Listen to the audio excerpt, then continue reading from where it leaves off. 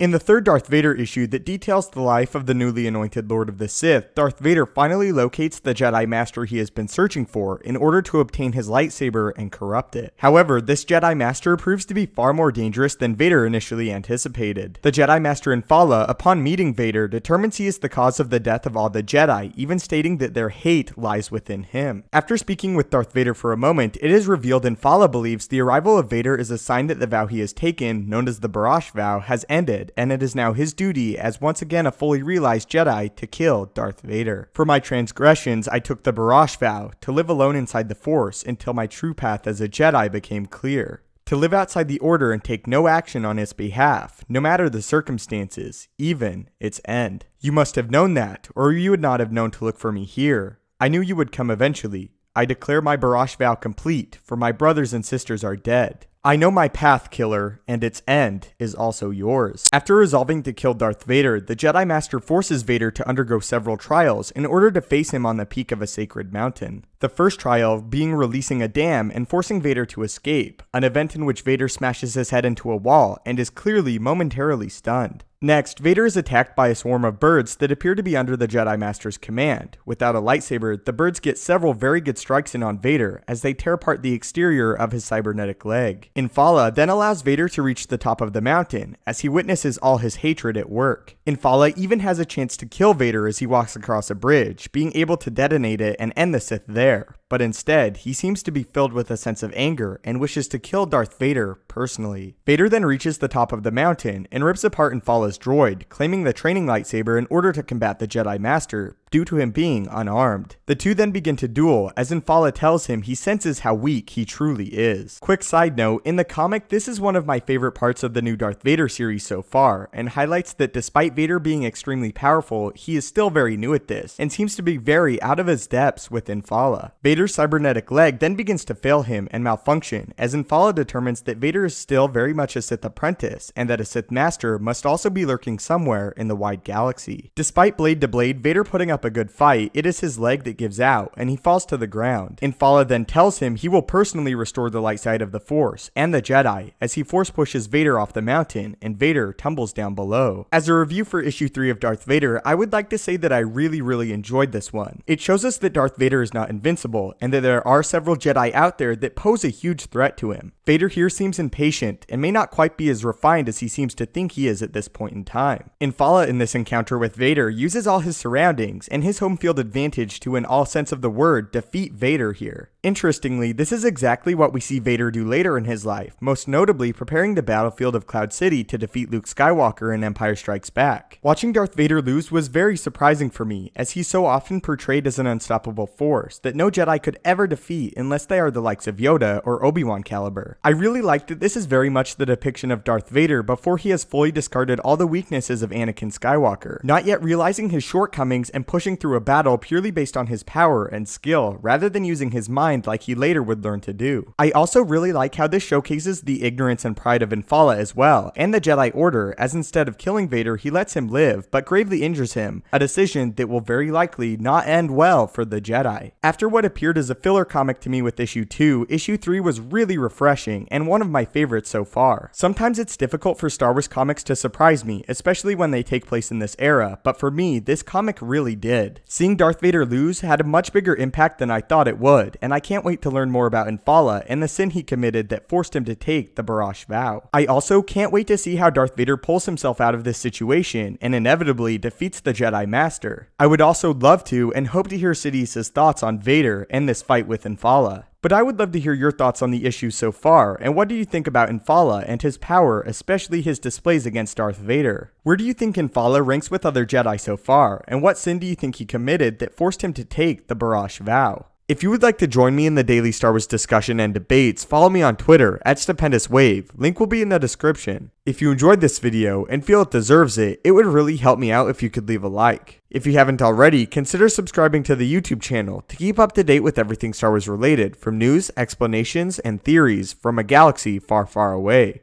If you have any video topics you would like to see addressed in a future video, do not hesitate to leave them in the comments below the video, or again, tweet them at me. As always, your viewership and support means the world. May the Force be with you, and have a great day.